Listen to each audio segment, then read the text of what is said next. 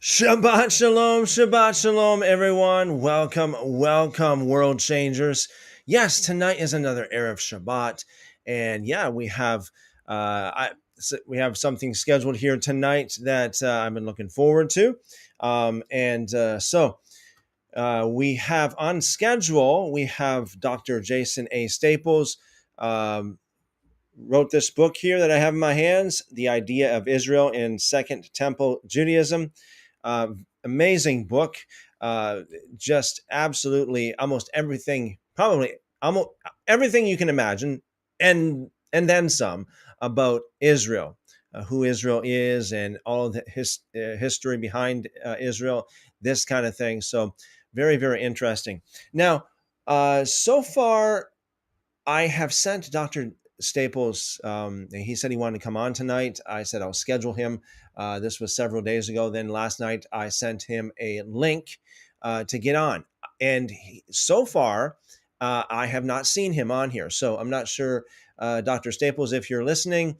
I did send you a link. And so in that link, in your email, you should find a link there.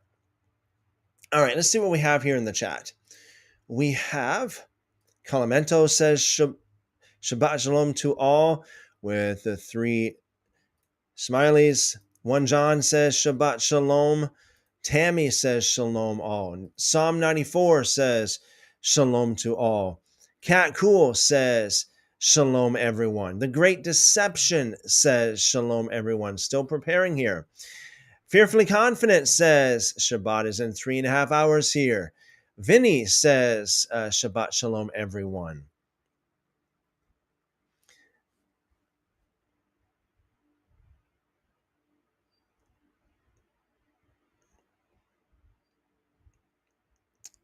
Caballero says, Shalom, Shalom. Great to see you guys. Welcome, everyone. And also for those of you on all the other platforms as well. So yes, I'm looking forward to tonight. As I said, I do not see Dr. Staples in the waiting area yet, so I'm not sure what happened there. Maybe he's having trouble coming on, or I'm not sure what happened there. So in the meantime, any of you who have any questions or comments, let's get into those right now, while we have time here. If you have any questions or comments that I did not have not been able to answer in the past several days, or any other time for that matter, feel free to enter them into the chat. All right, so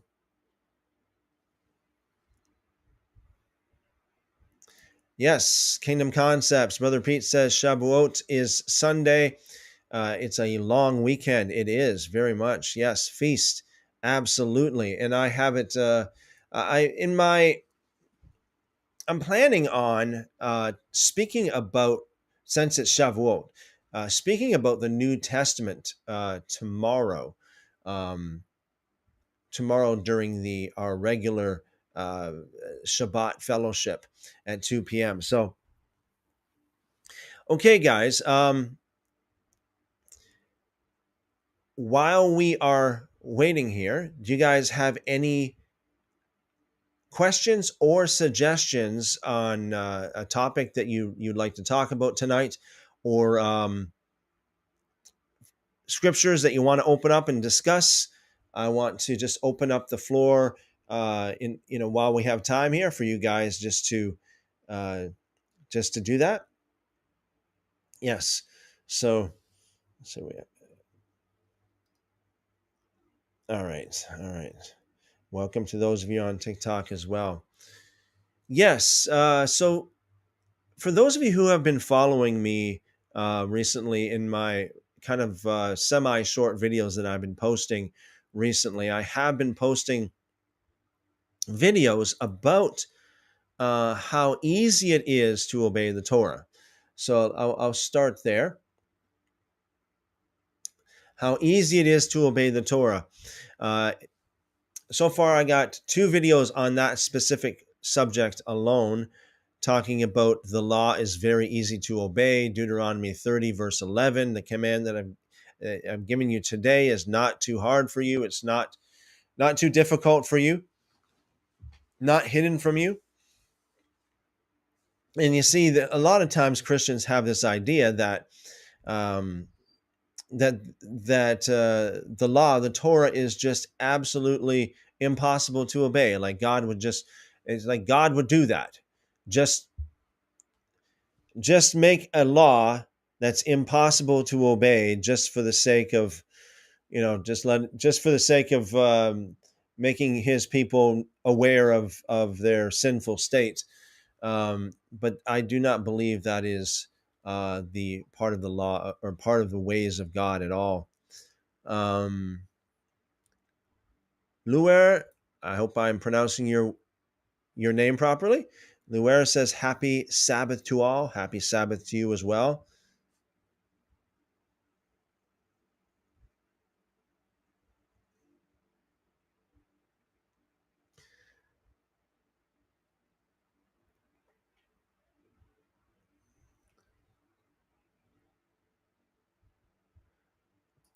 Kingdom Concept says, "Did you know it means oaths? The first Shavuot was with Noah." Um, yeah, like it's the root even of Elizabeth. The name Elizabeth has something, has, some people think that the root has to do with oaths as well, because the Eliz Shabbat, Shavuot,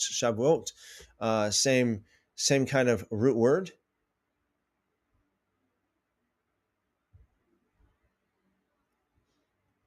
Billy says shalom.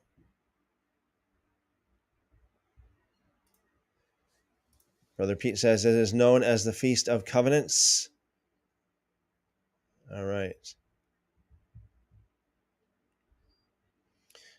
I'm getting a message here on TikTok, says encourage your viewers to share your live and invite more friends. Yes, and I would encourage both of everyone on all the platforms to do that, to share this live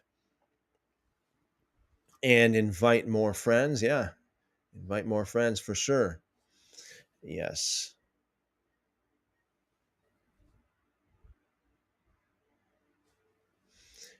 Great Deception says, when Israel said, "We will do all these things," I assume you're talking about in Exodus chapter 24, would it be? If I can remember right. Exodus chapter 24, where it says that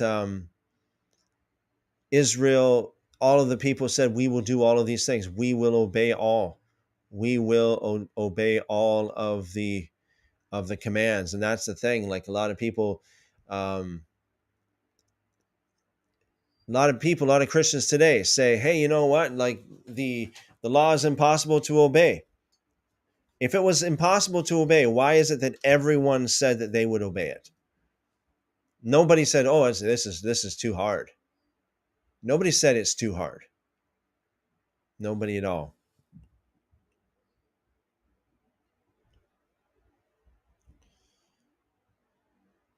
All right.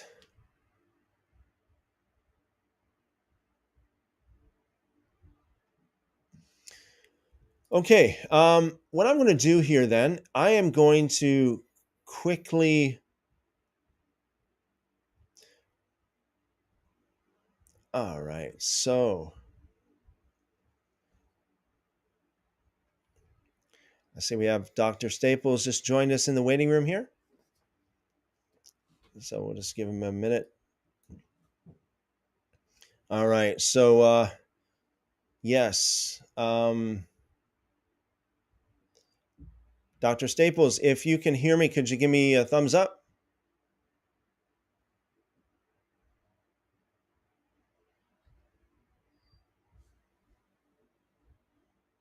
Okay.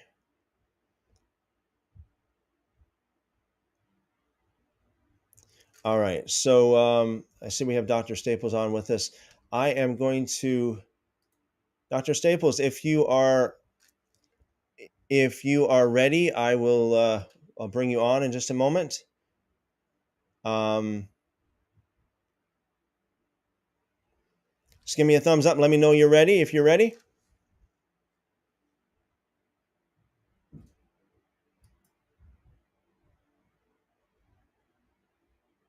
Okay.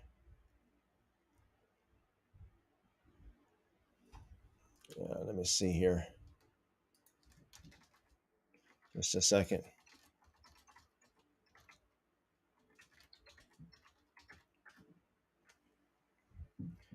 Okay. All right. Awesome. Okay. So let me just pull up here. I'm going to give Dr. Staples a proper introduction here. So, as I mentioned before to you guys, and just before we just get right deep into this, I want to just to remind everybody, let your friends and family members know to tune in, share this live, and let them know that we're going to be talking about some very, very interesting things, some very, very important things tonight. I got a copy of Dr. Staples' book here, The Idea of Israel in Second Temple Judaism. Very amazing book. I haven't actually gotten through all of it yet, but it's absolutely amazing. I mean, it's just a phenomenal book, and I just wanted to, we'll talk to Dr. Staples about that in just a moment. But for those of you who do not know Dr. Staples, Dr. Jason A. Staples is an assistant teaching professor in the Department of Philosophy and Religious Studies at North Carolina State University, where he teaches courses on biblical literature, early Judaism, Christian origins, ethics, globalism, conflict, and various theoretical perspectives in the study of religion and society. So I am really, really excited to have Dr. Staples on with us. I was put my headphones on here while we're all right. So, Dr. Staples, I want everyone in the live chat to give Dr. Staples a very, very warm welcome. Dr. Staples, How how are are you? you? My many apologies for how I am here. I've been wrangling some toddlers, and the time got away from me just a little bit. No problem. No problem. Good to see you. How are you doing? I'm well as can be at the moment. So I'm a week removed from COVID, so it's not the first go round with it, and I'm just glad to be on the other side at the moment. Wow. Okay. Well, yeah. Good to know that you're pulling out of it well. So that's good. Just before I turn you loose there, Doctor, now, um, how do you prefer to be addressed? Please just call me Jason. Jason. Okay. All right. Um, okay. So we have here in the live chat, we have Fearfully Confident says, this will be awesome. Fearfully Confident also says, Shabbat Shalom, Dr. Staples. Shalom indeed. Great Deception also says shalom to you, Jason. And Cat Cool, it's a young man by the name of Matthew, says shalom, Dr. Staples. One John says welcome, Dr. Caballero says welcome, Dr. Staples. Thank you for being here. Caballero. Yeah. Billy says what's up, Doc, and Vinny says, Shabbat Shalom, welcome, Dr. Staples. So, yes, amazing. I just, like I shared earlier there, I just got your book actually just the other day, and I'm working on it. And so it is a really amazing book. So let me just start with, like asking you, like, so what led you in the, like, how did you begin? Why did you choose to write about this topic? Oh, well, this goes back actually to about 2003. I was in a Hebrew Bible prophets class actually at Florida State. And one of the requirements for that class, and this was an undergrad class, one of the requirements for that class was that you choose a prophet for the semester. Essentially, you choose one of the prophets that would be kind of your focus, your base of operations that you'd wind up doing your final project on, and you could do any number of things with that. But anyway, I ended up focusing on Jeremiah, and more specifically in the book of consolation in Jeremiah, where he's promising restoration, and it's the one section of Jeremiah where he's basically not telling everybody that they're going to deservedly die very soon. Where he's not prophesying exile, as it were. I spent some time there, and one of the things that stood out to me, and actually there were a couple things one of the books that we used for that class was a book on the prophets, is a survey book by Gordon McConville, and there were a few things that stood out to me, and that he also brought up in that book, and basically there were a number of places where, in particular, in those sections of Jeremiah is promising in explicit language. Let's say in the New Covenant promise, he says, "Days are coming," says the Lord, "when I will make a new covenant." Says, when I will make a new covenant with the house of Israel and with the house of Judah, not like the covenant which I made with their fathers when I led them out of Egypt, which they broke, right? And then goes on from there. Well, the interesting thing there is that he says the house of Israel and the house of Judah. And that stood out to me. And McConville actually brought this up in his little textbook there as well, where he said, it's kind of interesting that he's saying this, that Jeremiah would be saying this 150 odd years after the destruction of the northern kingdom of the house of Israel. It's one thing to say, okay, Israel will, etc. But to say house of Israel and house of Judah is implying a reunion of the two, of northern and southern kingdoms. And the northern kingdom has essentially been inoperative for a century and a half. You think about that in American terms, that takes you back to the Civil War. It's a long time. Or actually before, it's pre-Civil War. So, that's a long time to be thinking about this and to still say, okay, well, there's going to be a restoration that involves them too. And so that stood out. And McConville, observed this about several prophets. Second Isaiah, the chapters in Isaiah that are dealing with the Babylonian exiles, talking about Israel. And he goes, well, what does Israel even mean in this period when, a good portion of Israel is just kind of, portions of that northern kingdom, they never return. What's exactly thought of here? So that kind of stuck in my craw at the time, and I spent a lot of time in that semester working through it. And the other thing that had stood out to me when I was reading through the New Covenant thing is that the New Covenant doesn't explicitly mention Gentiles, but I knew that prophecy from the New Testament as well, where in the New Testament it's explicitly used with reference to non-Jews, to Gentiles who are seen as participating in the New Covenant. So this ended up being a bit of a nut that I felt needed to be cracked, and I felt then that I had a good angle to take on it, and didn't find anything in the literature that would go that direction. So that began essentially a 20-year period to get it right. So that's where this came from. Wow, amazing. So I know this would be a huge. Let me just see what we have in the chat here first before I. So we got Tammy says, "Welcome, Dr. Staples. So happy to have you here tonight. Real truth, shalom all." 1 John, this is something. No Gentiles mentioned, no Gentile gates. I think 1 John is talking about the reference of in the book of Revelation, right? The gates of the New Jerusalem. What would you have to say about that? 12 tribes, yeah.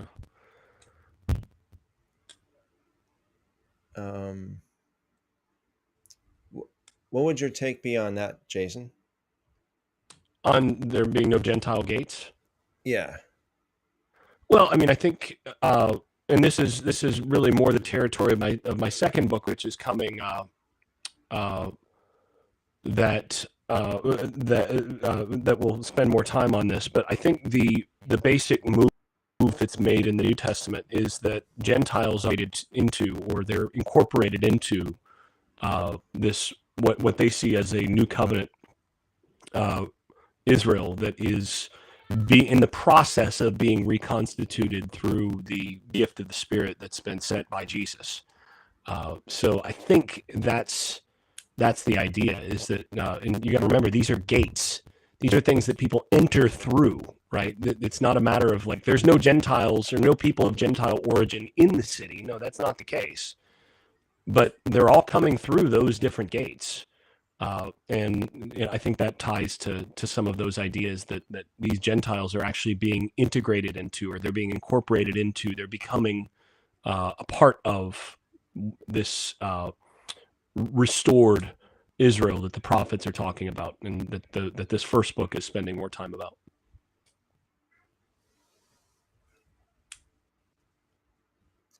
Yeah. So here's a big question. I know this is this is a huge one, but who is Israel? Well, the question really has to be considered from a couple different angles. I mean, when's the time period that we're talking about, right? Um, what is the time frame that we're looking at? And also, are we trying to take a God's eye view here? Is this a theological question, or is this a question of, say, what the author of the community rule in the Dead Sea Scrolls might think, or how he might answer that question, or how, say, the author of the book of Revelation or the Apostle Paul might answer that question? Those all might be different answers. And so, saying who is Israel that's a question that can get difficult pretty quickly. I think you can kind of come to a default sense that this works in the Second Temple period, that this is the period that Christianity grew out of. That Israel is the covenantal word. It's the name, the covenantal name, in the same way that the God of Israel has his own covenantal name. Israel is the covenantal name of the people of that God.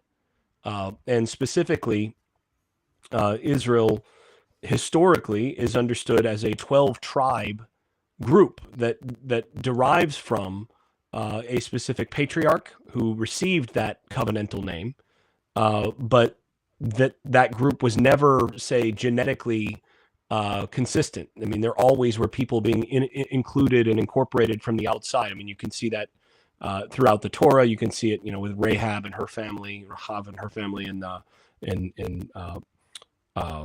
in Judges. You can see it in the book of Ruth. I mean, there's all sorts of this notion, but to become a part of Israel is to become integrated in that larger covenant community that is tied to the God who has covenanted with that people. I think that's the simplest answer for that. And of course, then, from the God's eye view, that may look a little different than what people in a given community may identify as that. But different communities through history have identified themselves or others and have excluded themselves or others from this community. But I think that would be my simplest answer.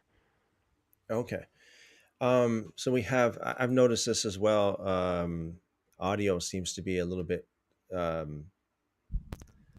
I think it may be the internet connection. I'm not sure. Sometimes it corrects. Is that any better? So far, so good. All right, let's see. I just used the settings to make sure that it selected the proper mic. I don't know if it was on the wrong mic. It sounds like the same mic, but it doesn't have that. It was kind of like a little bit like a scratchy sound to it. No idea. Okay. Okay.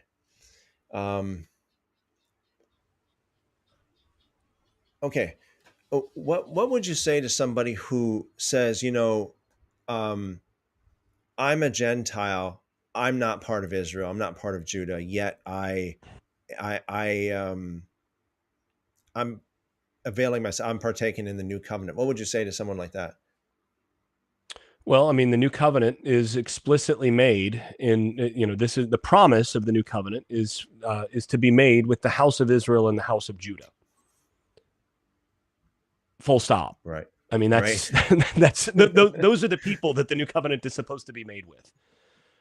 So I don't think that's really much of an option, in the sense of, if you're a part of the new covenant community, then you sort of are in that, you've by of necessity, you're included in either the house of Israel or the house of Judah, in that sense, right? You're a part of the group that's included there.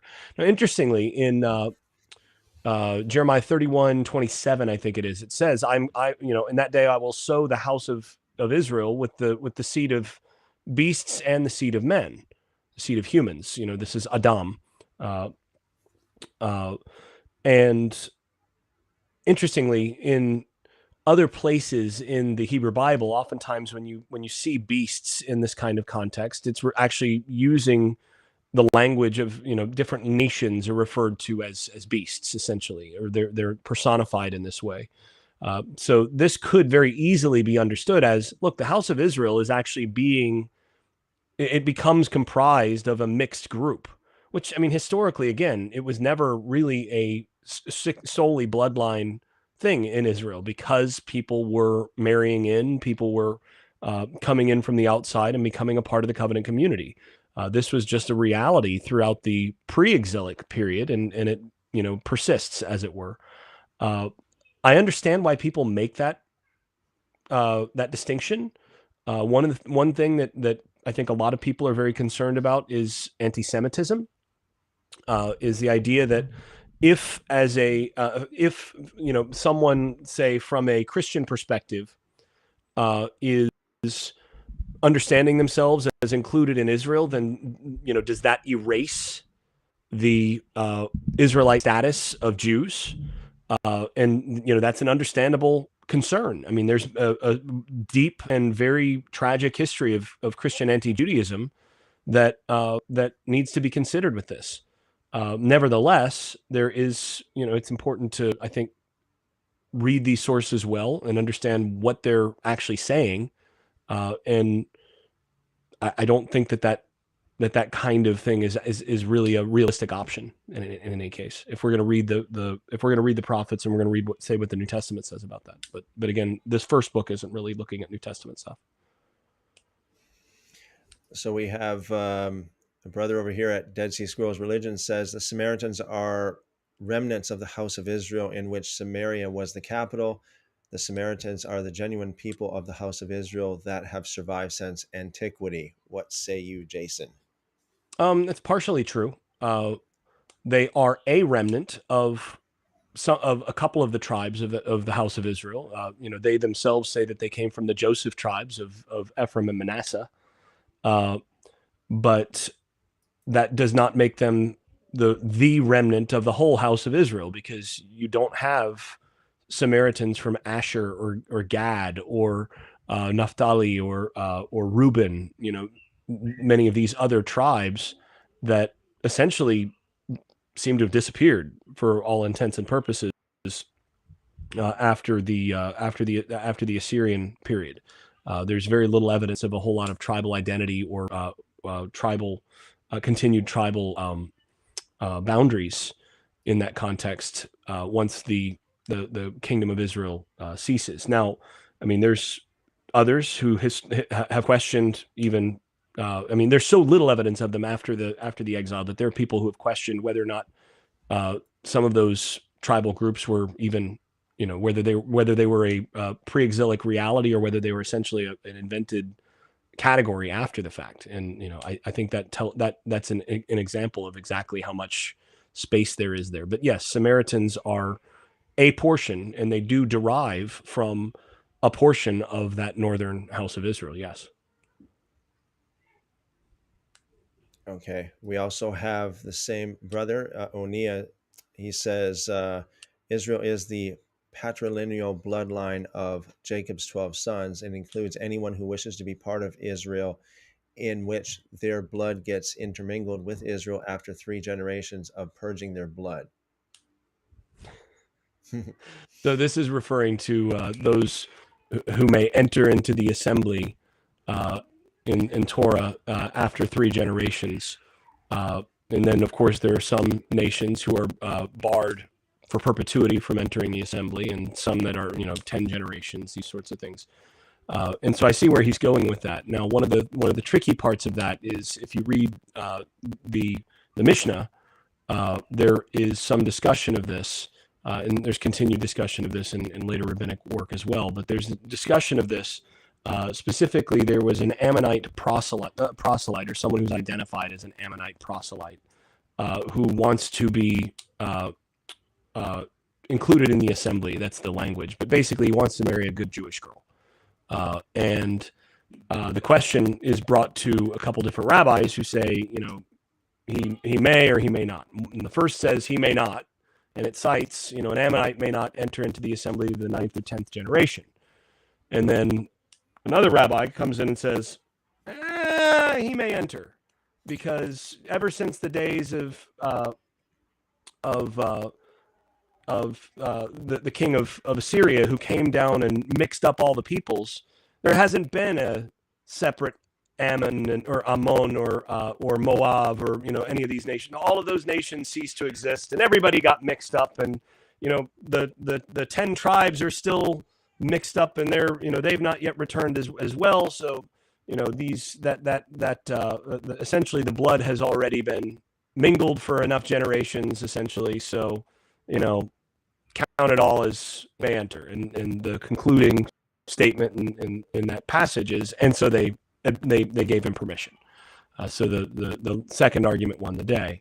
So yes, but it gets a little bit more complicated in that post-exilic period, precisely because of all of the intermarriage that happens after that period. So this is a live discussion that is happening in the Second Temple period of who actually counts. I mean, do you have people from Ammon who are not appropriately mixed? How can we tell? We don't really have a whole lot of records. These sorts of things. It all got mixed up because of the Assyrians. So this is something that Jewish tradition has been dealing with for millennia in terms of answering that question.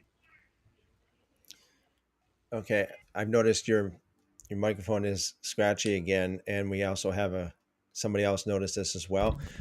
If you don't mind, Jason, it seems to me like it's probably the connection, because when you sound good, you're kind of blurry, but when you're not blurry, when you're clear, the microphone, the sound goes. So if you don't mind, would you mind trying to click out of this and then kind of go back into I can come right back. Yeah, no problem. Yeah, please do that. I think that might help.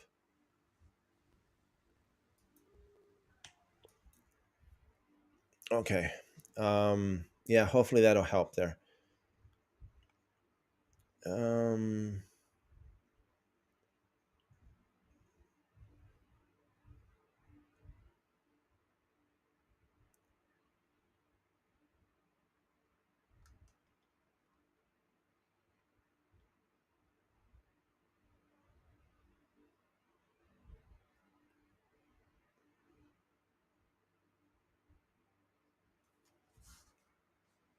All right, see if this is better.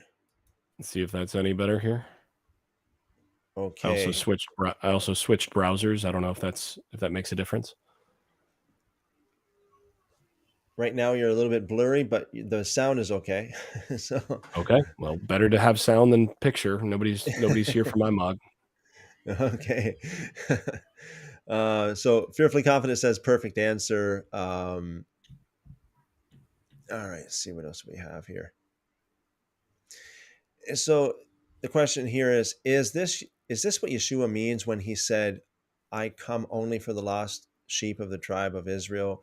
Or what exactly does that mean? He says of the house of Israel rather than the tribe of Israel. Remember, Israel is multiple tribes. So that's in he says that in Matthew, and that's part of a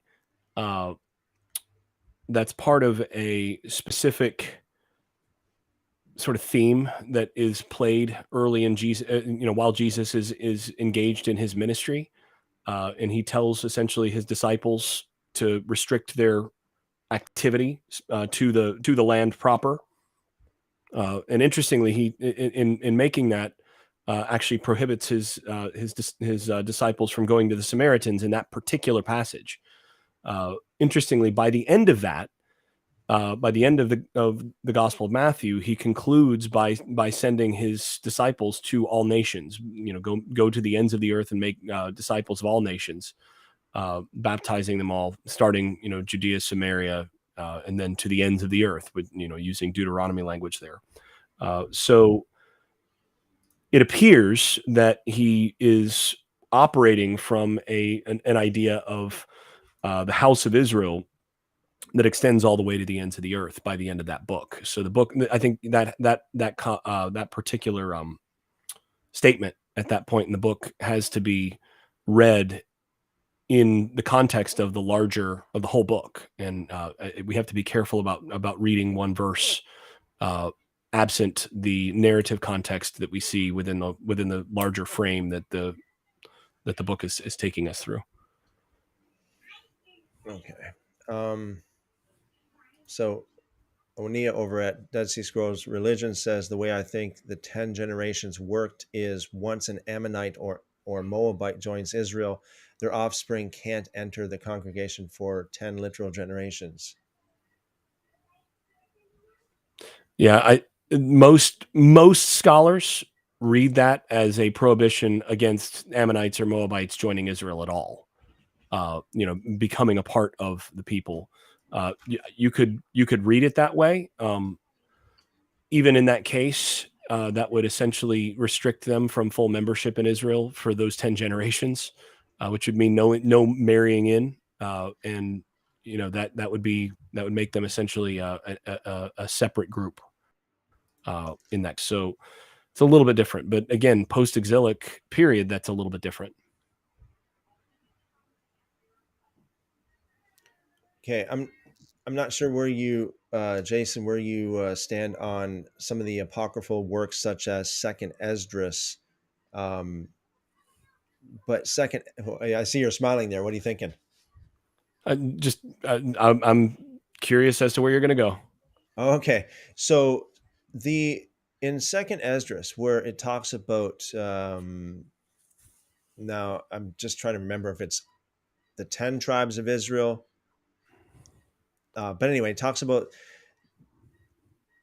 at least part of or all of Israel being going to a distant land until basically the end times. If you know what you probably know what I'm getting. Across the Sabbath River is the story. Yeah. Okay, and actually, it's hard to remember whether it's 10 or 9 or 9.5, because as I recall, the manuscript tradition differs in that it's not clear.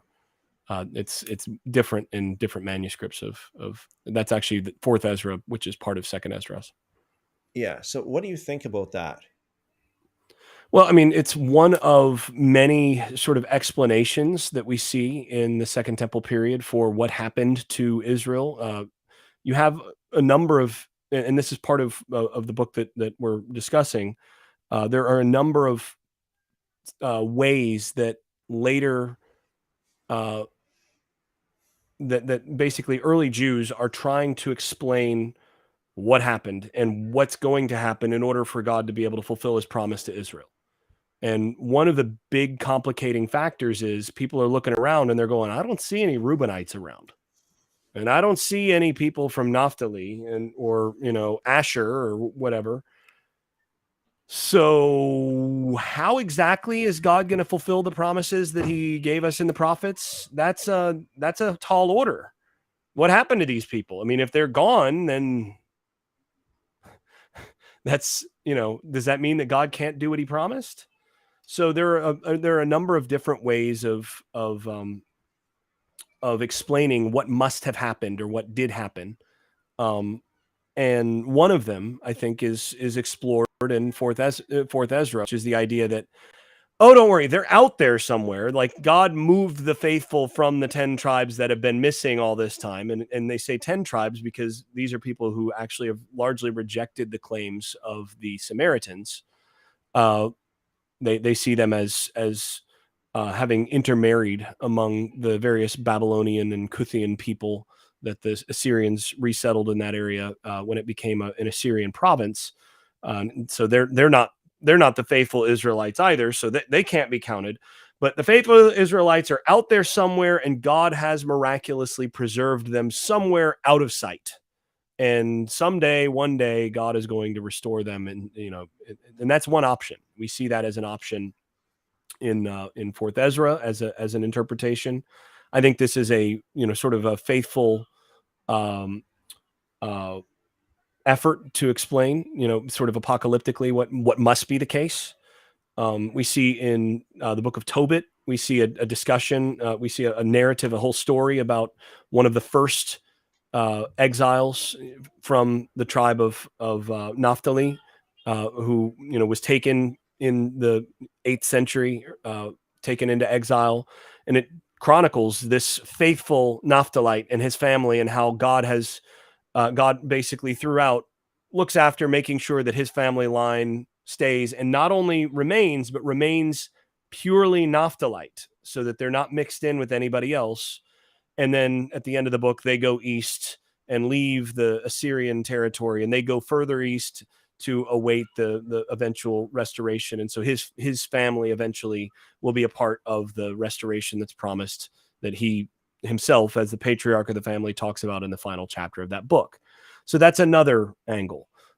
Then you have, Ezekiel 37. You've got some discussion in Daniel, where okay, well, if the house of Israel is completely dead, if every one of them, if every last one of them died in exile there, you know what? God is going to is going to resurrect those bones, breathe life into them, and is going to restore all Israel, like He said.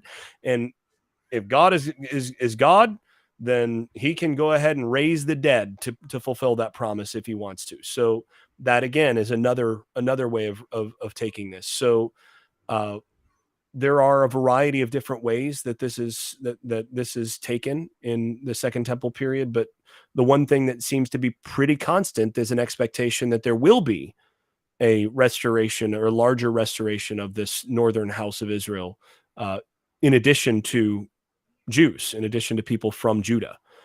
So yeah, that would be my larger take. Very good. Um, so when I asked you earlier about who is Israel, um, if I can just kind of summarize what you said, is like whoever enters the covenant of God becomes Israel. Very simply said. Am I am I saying that right? I think that's fair enough. I mean, basically, Israel is a designation for the covenantal people of the God of Israel, of Adonai, of the four letters. Hmm. He has a covenantal name, and Israel is the covenantal name of the people of that God. But there is a historical continuity to that people that can't be ignored.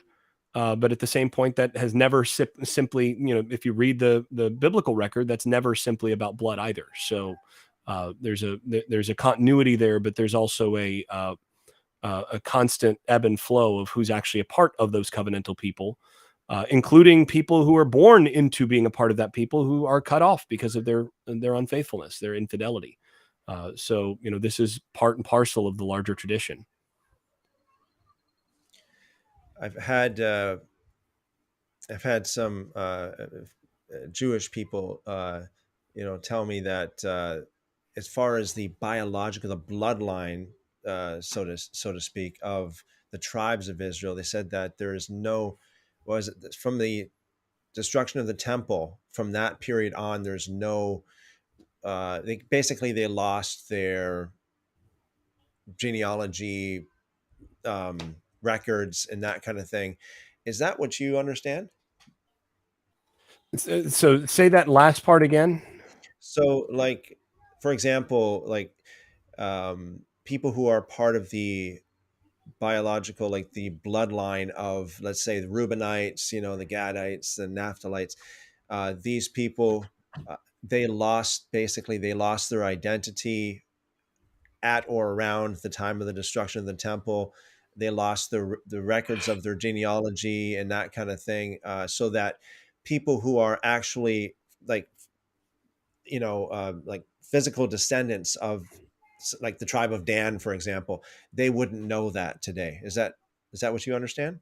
I think that's by and large right. That for the most part, anybody who would have been from the northern part of Israel, if they're not part of the Samaritans who claim to be from the Joseph tribes, by and large, those people married into the various nations in which they were scattered. That seems to be the most likely historical uh, explanation for what happened to those various Israelites. And there's sort of a paper trail of what happened with certain Israelites.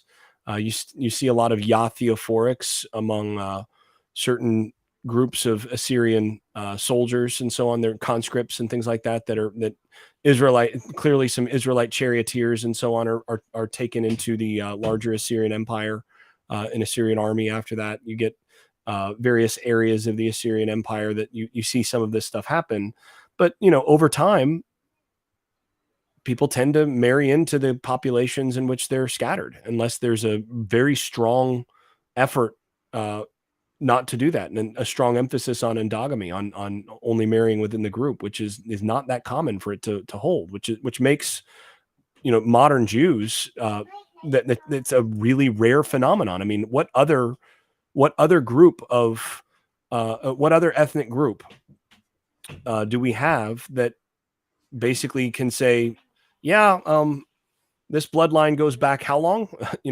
How many thousand years here?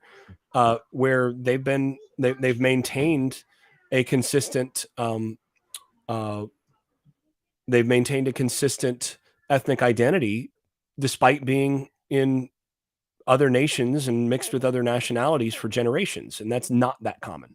And I think with the Northerners, with most Northern Israelites, I think that was not the case in most cases. So I think and this is another option, right? I think this is one of those things where I think the earliest Christians, and in particular the Apostle Paul, ultimately argue that uh, the bulk of the northern house of Israel intermarried, and so the means of reconciliation for that group is actually to incorporate the nations. That bringing in the nations is actually the means, is the way that God is going to restore Israel as promised. It's essentially a resurrection of Israel from the nations, in which Israel was scattered and ultimately lost its national identity. So I think that's another option. That's another thing that this, again, late Second Temple group that became early Christianity. That's I think the direction that they go. And there isn't, by the way, a way. I mean, you see people. Well, if you DNA tested people, you could find out if they were part of the original 12 tribes or whatever. No, you couldn't. You would have to have DNA. You'd have to have DNA from each of the early 12 tribes to be able to say, okay, let's match that DNA and see if there's some of these links. I think we don't quite understand how first of all how DNA works in terms of that, and secondly, you have to have enough of a comparison population to be able to make that comparison.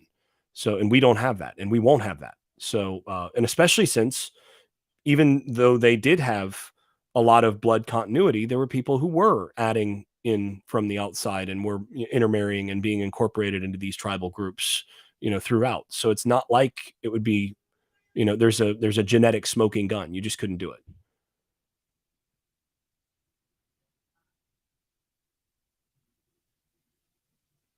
I believe you're muted. Oh, sorry about that. Yeah, I think about in the book of Revelation where it talks about the 144,000, the 12,000 from each tribe. Now, do you believe this already happened? Like, are you preterist, or do you think that this is just inaccurate, that's not to be believed, or um, what is your take on that?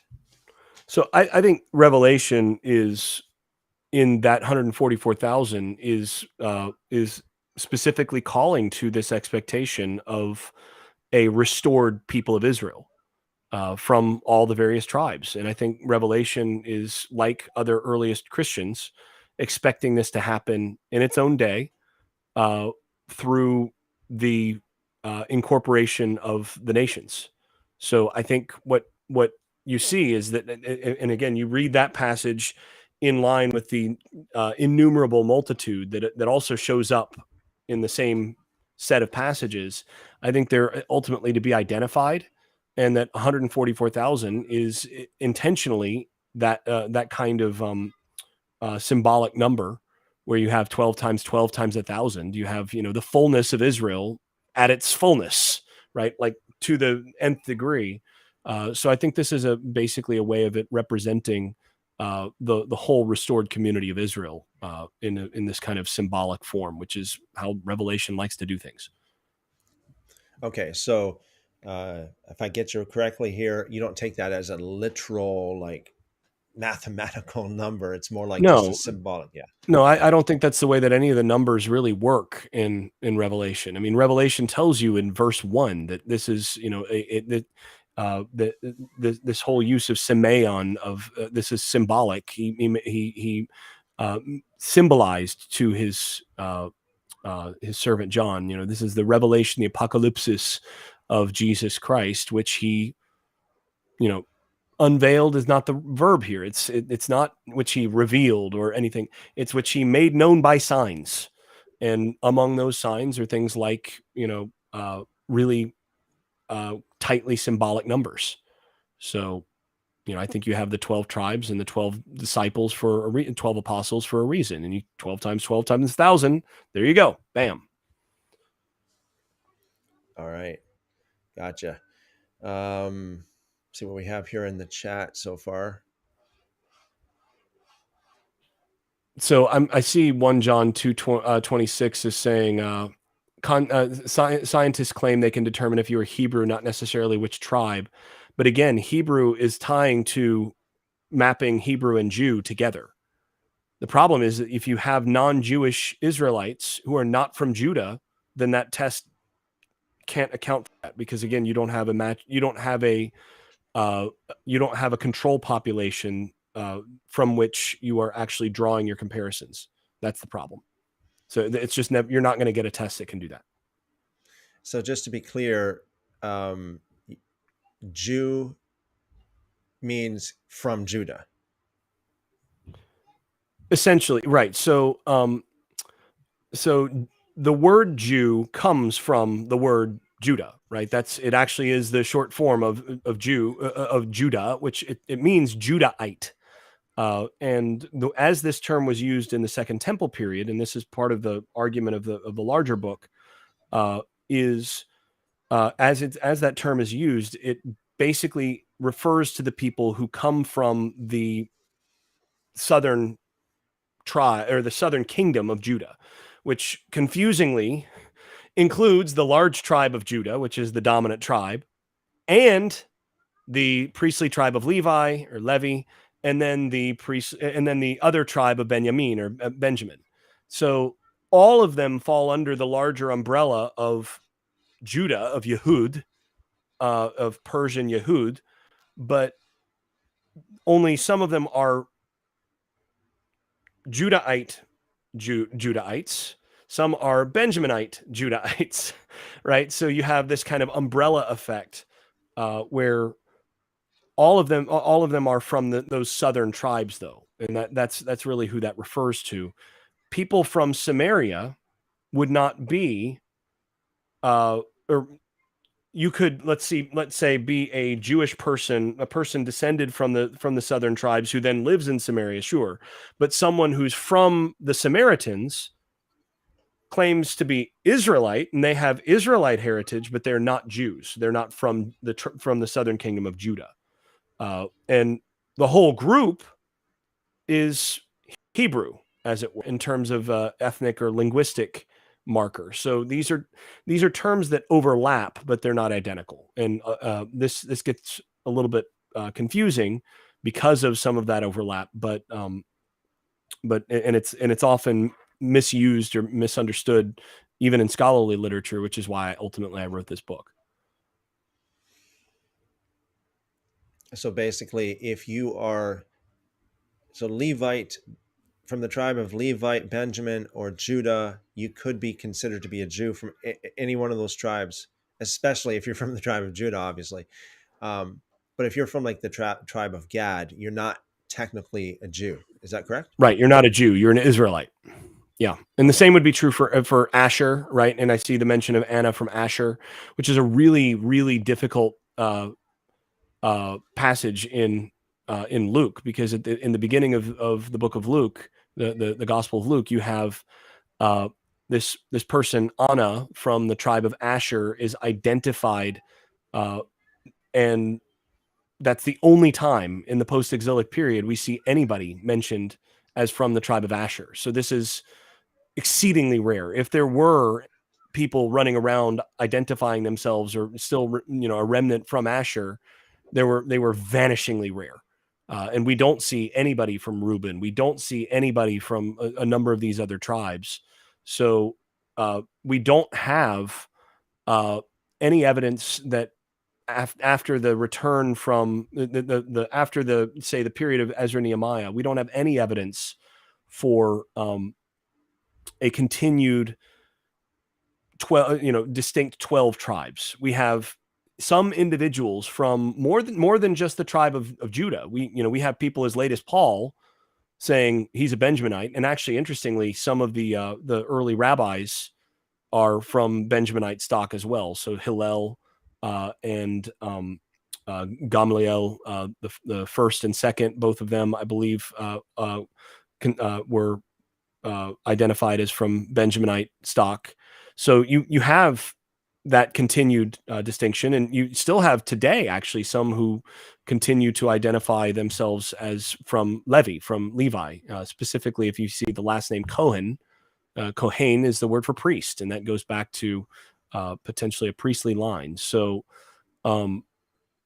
it's not entirely gone. You see some tribal identity, and even the Ephraim and Manasseh tribes are represented in the Samaritans, though that kind of collapses to just be from Joseph.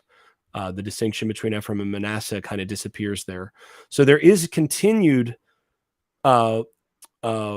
distinction between tribes into the Second Temple period. There just aren't all 12, and there's not a whole lot, if there are any, from some of these others. And again, someone from Asher is vanishingly rare. We see no evidence of that except in that one verse in Luke, which is an interesting thing that kind of pulls us to think about this, pretty critically and pretty clearly. We have a very simple solution here from Onia at Dead Sea Scrolls Religion. It says, well, we just have to dig up the 12 patriarchs. Problem solved. That's it right there. Got it all done. There you go. That's it.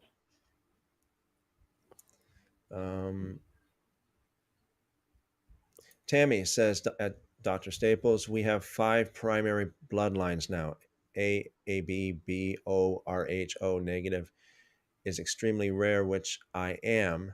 Could this bloodline be an ancient original bloodline? I'm not exactly sure what that is asking, in the sense of would there have been ancient people with the RHO negative blood? Yeah, and odds are someone who has that now would probably be derived from someone, a couple thousand years ago who probably had that as well, somewhere in the family tree. Do I think that like, say, the whole nation of Israel had a distinct blood type? No, I don't think that's plausible at all. It also would be pretty, in terms of having such a homogenous population, that would be pretty bad for the group. You want to have a pretty heterogeneous set of blood types there. And also, again, we've got lots of people who are becoming incorporated into Israel throughout that whole period from the outside. So immediately you have, even if they did all start with one particular blood type, as it were, that would be adulterated before you get out of the book of Genesis. When Joseph marries an Egyptian wife, what do you do with that? When Judah's sons marry Canaanite women, what do you do with that? I mean, this is the reality is that there's not a blood type. This is not something that maps on that way. And trying to think about it that way, I think is a colossal mistake. It's a modern mistake. Here's a question. I know that at least some Jewish people consider Abraham to be the first Jew. How does that work? He's not. He's the father of Israel, in the sense of, he's the father of Isaac, and then Isaac is the father of Jacob, who becomes Israel, who then becomes the father of the 12 tribes, of which Judah and the tribes under Judah become a subset.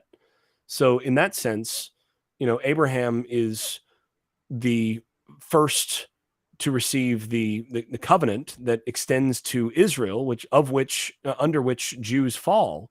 But he's not properly, he's not a Jew proper in that sense, because the term doesn't refer to people who are not from that southern stock, essentially, even though they are themselves derived from Abraham. So it's right in the sense of what it's trying to get at historically, but it's nonsense in terms of the application of that term. It's sort of like referring to Pocahontas as someone from the United States, right? Like, well, I mean, no, Native American, from like indigenous to the area that became the United States, but the United States didn't exist for, good couple hundred years yet. So it'd be something like that. Here's the question. Who would be the first Jew? Judah. Okay. I mean, but even there, that, looking at Jew in the sense of a designation of a people group, that doesn't happen until Judah has become a larger people group, right? So we don't see the word, Yehudah or Yehudim. We don't see Yehudim being used as a descriptor of people until basically the Babylonian period, the Neo-Babylonian period. We see the first uses of the term Jew or Yehudim in Hebrew in the book of Jeremiah, which is in Judah, in Jerusalem, and referring to the people from that kingdom. And that's where you get that. So historically, the first people to be referred to as Yehudim would be people from the southern kingdom of Judah, which would likely tie back to David. So, I mean, you could make the case maybe that David might be thought constructively as that. But I mean, if you really want to be proper about that in terms of, thinking about what the term comes from the patriarch Judah. Fearfully Confident wants to know if you believe Paul was Benjamite. He says he was. I mean, I wasn't there for the conception, didn't know his parents, but I mean, I don't see any reason to doubt him. Onia here says, but the second exile is what led to the loss of the tribal identity, with the Israelites losing their identity and intermarrying and identifying from that point on as Jews. So why did so many Israelites not do that? And why do we not have any? Why then are Israelites losing that identity? I mean, I think it's absolutely certain that many Israelites did intermarry with Jews and identify themselves as Jews after that, because they became incorporated into that larger people group that was associated with the people from the kingdom of Judah and eventually the province of Yehud and so on. Yeah, sure, absolutely. But what about the other Israelites who didn't intermarry with Judah? And then what about the problem that you're going to be expecting restoration that's going to include people not only who are identifying themselves as from Judah, but the rest of the Israelites who aren't. So this, that's while that's, largely true, it doesn't really get at the larger sense of what's actually happened there. Someone asked me, how can a Benjamite be a priest? I don't believe they can. What do you think, Jason? I mean, in the Torah, someone has to be from Aaron to be a priest, and Aaron is from Levi or Levi. So, that's someone from Benjamin's not going to be a priest. I'm not sure why that question's asked. I don't know of anybody from Benjamin that's claiming to be a priest, or any idea that a Benjaminite would be a priest. So I'm not sure what that would be specifically about. Yeah, I'm not sure what the context is there.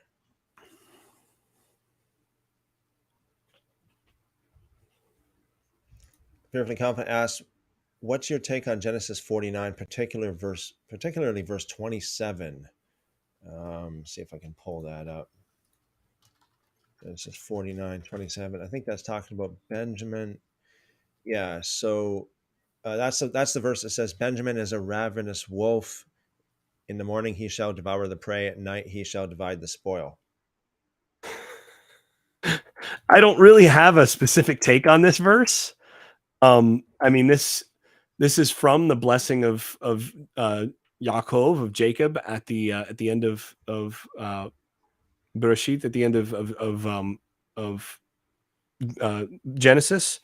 So this is really referring to sort of how the various tribes and tribal areas function in the later period that Genesis is referring to. So once Benjamin becomes a people, they become they become a tribe that's associated with war. When you read through the former prophets and some of the historical or historiographical material from the Hebrew Bible, you see that as that kind of border region between the northern and southern halves, they serve that kind of pivotal role, and they also are really significant in a number of contexts for martial stuff, including a pretty nasty civil war at the end of Judges. So I think that's probably referring to that sort of history and sort of where the Benjaminites sit in their sort of function between the two kingdoms. If I understand that question correctly, there are a few people, there are a few out there that people who are like they don't like Paul at all.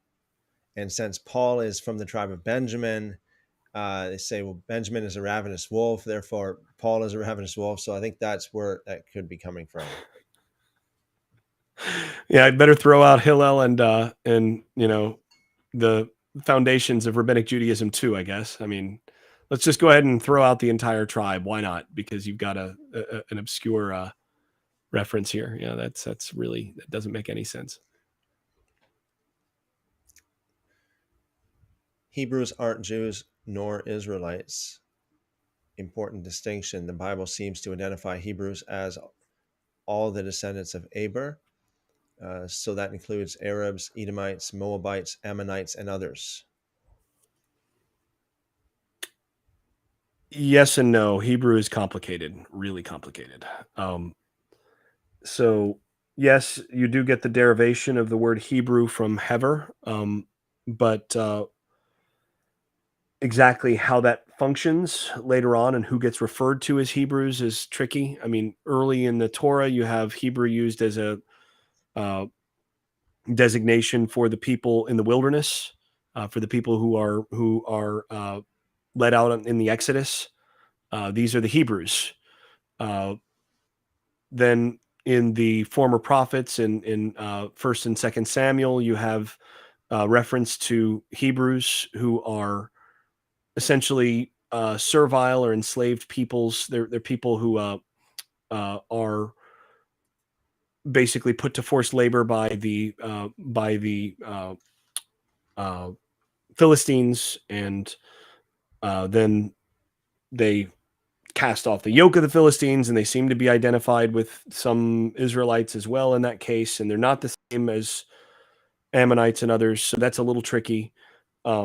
There's some who've suggested that you actually have kind of this as a designation of wandering Bedouin type folks throughout this area that end up being incorporated and caught up within Israel as the various nation states of the region sort of coalesce. So it gets a little complicated. I think by the time you get to the Second Temple period, it's basically a linguistic definition.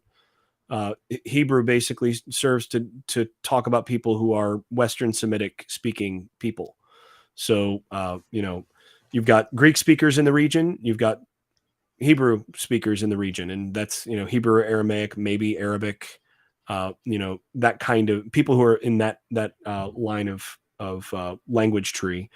And so in that sense, yeah, I mean, I think the people who would be descended from Hever in Genesis, including Ammonites and the variety of others like that. These are people who are going to be speaking something like Aramaic and something very closely related to biblical Hebrew, to the Hebrew that's spoken, essentially a Canaanite type dialect that's spoken by the Israelites. That would refer to all those people that speak in those various sister tongues, essentially. I noticed. And I see someone says Hebrew means cross over.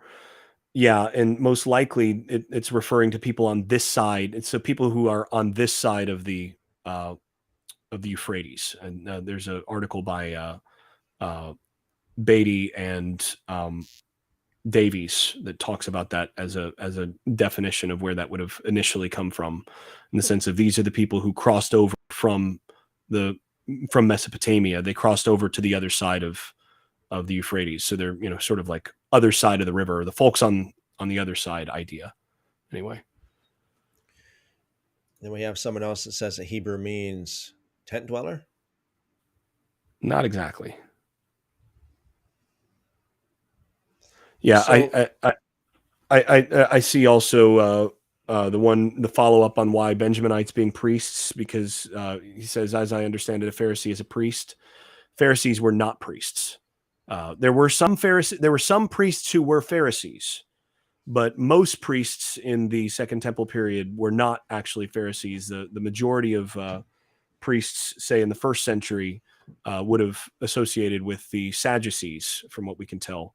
Sadducees really ran things in the temple precincts in particular, although they tended to follow the popular Pharisaic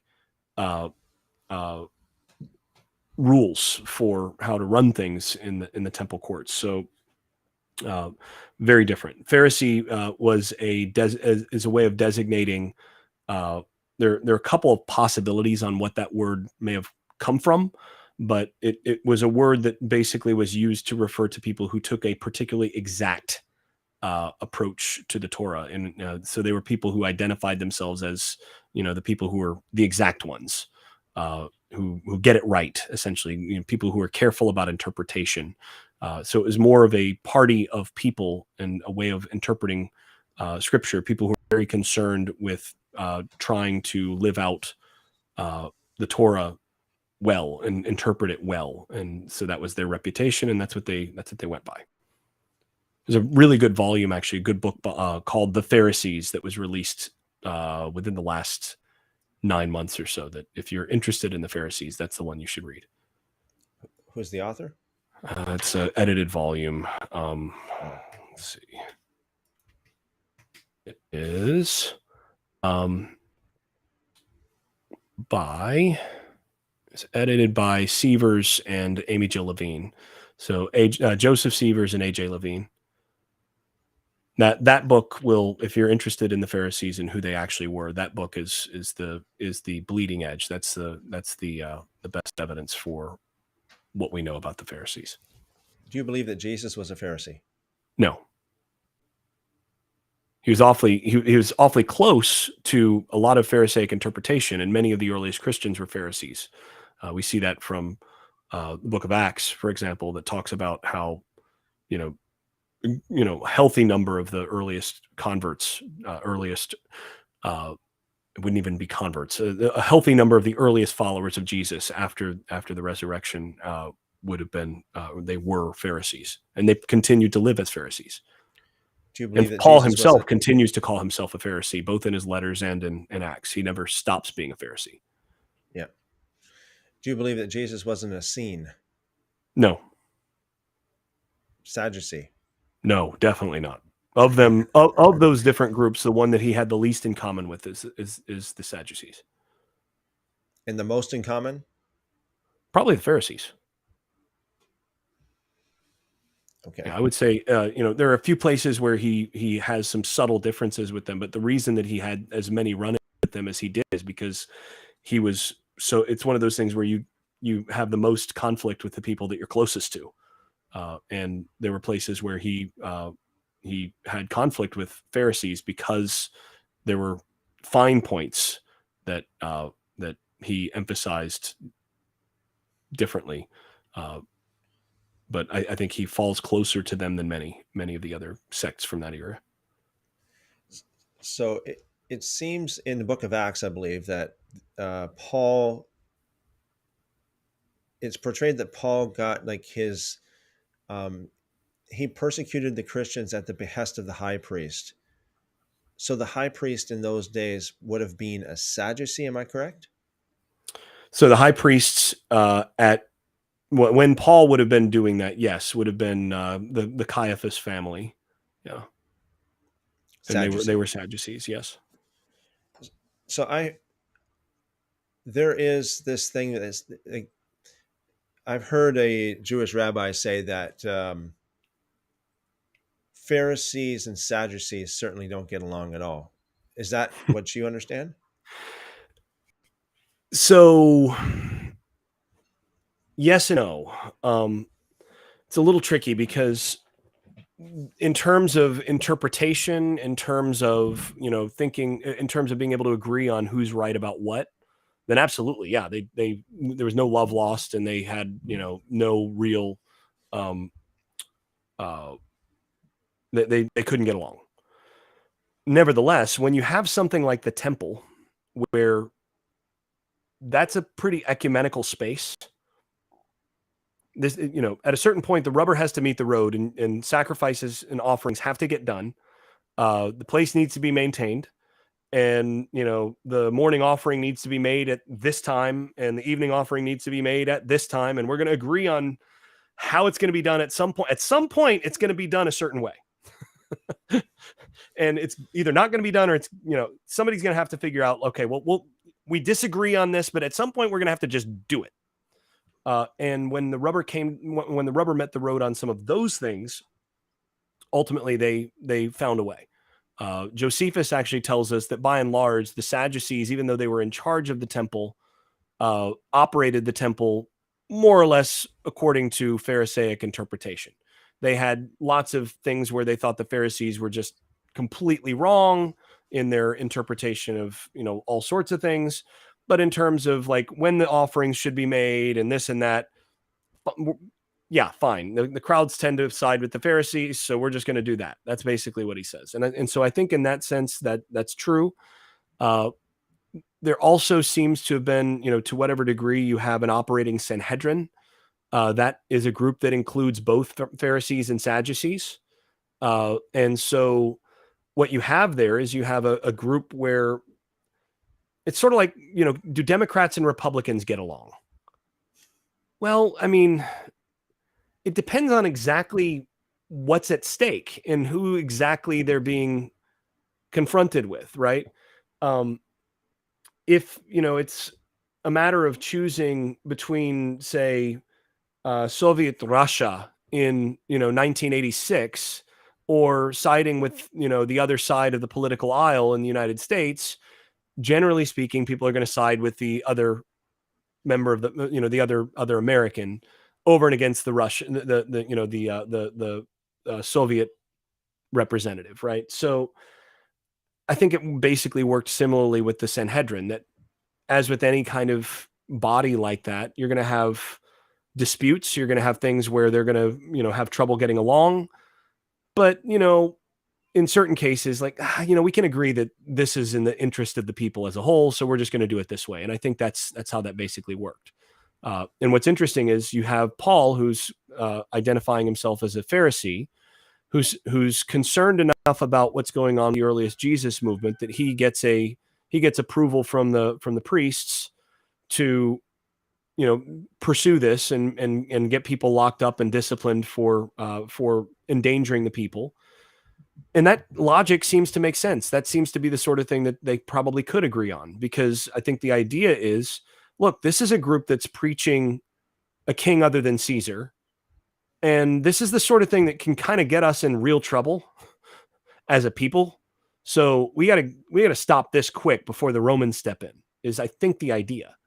And that's basically how Jesus gets crucified as well, right? I mean, Jesus doesn't have a whole lot of allies once he essentially declares himself Messiah and proclaims against the temple in Passover and, powder keg week. The whole group eventually says, yeah, probably better that he goes down than all of us go down, right? That's what Caiaphas is actually reported to have said. Better than one guy dies for the sake of the whole people. Well, so I think Pharisees and Sadducees could certainly have gotten along in that context. Interestingly, at the end of the book of Acts, Paul happens to, in his own defense, when he's before the Sanhedrin defending himself, he happens to lob a grenade out there that he knows that nobody's going to agree with on either side. He says, I'm on trial because of my confidence, my belief in the resurrection of the dead. And it says, suddenly the Pharisees and the Sadducees in the group start arguing with one another. And he knew full well that they couldn't get along on that. So he's going to do that and, basically get himself into a position where it's going to be a hung jury. So I think that's kind of the idea that you get there. But by and large, the Sadducees were more heavy power players at the time who were more closely aligned with the Roman interests that were running Jerusalem. And thank you, Jamie, for the super sticker. Jamie also asks, let's see if I can find this. What does Dr. Staples make of Yoma 39b? Okay, so Yoma 39b, that does actually ring a bell. I'm going to have to look that up real quick. I don't know that one either off the...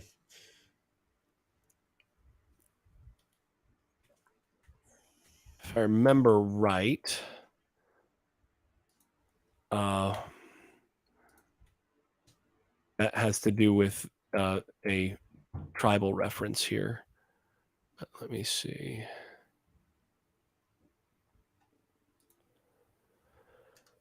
Okay.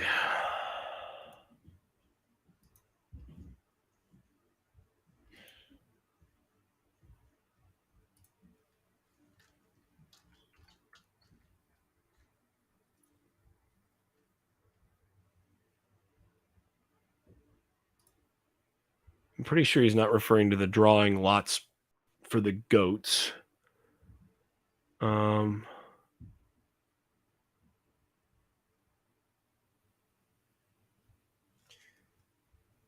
Yeah, I don't have a particularly strong opinion on Yoma 39b at the moment. I mean, maybe Yochanan ben Zakkai's prophecy against the temple. I don't know exactly what's being referred to there. Yeah, Jamie, if you could be more specific what you're referring to, I appreciate it.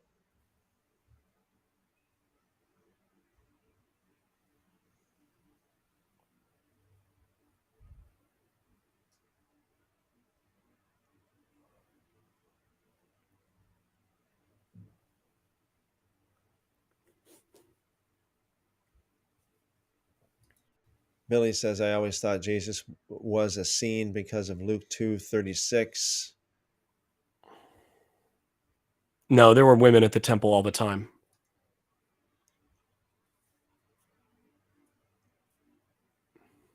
There was a court specifically designated for women that women were in all the time. Yeah. Okay. So your new book, Jason, on, let's see if it's your new book that's on Israel in the letters of the Apostle Paul. So I have not read that book yet. Nobody so has, or not many people have, because it's not published yet. It's not published yet. Okay.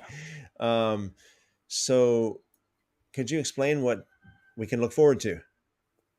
Basically what I'm doing is I'm building on the foundation from this first book in terms of how people are understanding Israel within the various forms of Judaism in the Second Temple period, and how Paul builds on that to make his case for why Jesus uh, is Israel's Messiah, and for how he understands that as related to uh, the incorporation of non-Jews, people from the nations, into this restored community, and then how that ultimately works in his reading of the prophets and the Torah, explaining essentially how he understands Israel as related to this larger gospel proclamation. So essentially, I would just say if you're interested in understanding what Paul's actually doing in the New Testament, this book should be a pretty good foundation to help you understand exactly what's going on. And I think Paul's complicated. I think there are a number of places that Paul has been very badly misread, but you have to read him very closely and very carefully, understanding that he makes some distinctions between, say, Israel and uh, the Jews, as it were, with Jews being a subset of Israel. He makes that distinction that most modern readers do not, and that includes the vast majority of biblical scholars. Pretty much all biblical scholars in the modern era have not made that distinction, and Paul does. And once we understand that distinction, that allows us to understand that certain places that are that seem to be just outright contradictions, where he, will say, what benefit is there for for the Jew versus the nations? And he said, well, much in every way, but of course, then at the end of the day, all stand before God more or less on even footing because all have sinned, etc. And then you get to the end of Romans, and all Israel will be saved. And you're like, wait, whoa, whoa, whoa, whoa. So is it like it? Is it that Gentiles have the same kind of opportunity, or is it that all Israel will be saved? Well, this is actually not contradictory. The one is leading to the other, but you have to understand the distinctions that he's making and see what he's doing with his reading of the prophets. So essentially, I'm trying to explain some of those pieces and really get lay a firmer foundation for how to understand Paul. And again, I think he's largely horrendously read. I think he's one of the most poorly understood authors, period, not just theologians or biblical authors or whatever, but historically speaking, I think the way that he's been read has been abysmal, partly because I think he was a better thinker than he was writer, in the sense of he wrote at a level that later readers, we're reading letters that were essentially read by people who had been trained to read those letters by Paul, to help explain them to the various church groups, to the various house communities, these ecclesia that communities that these letters were going to. And we're reading half of that correspondence. We're getting half of the telephone conversation, and then we're getting that without all of the subtext and all of the help, interpretive help that would be provided for that.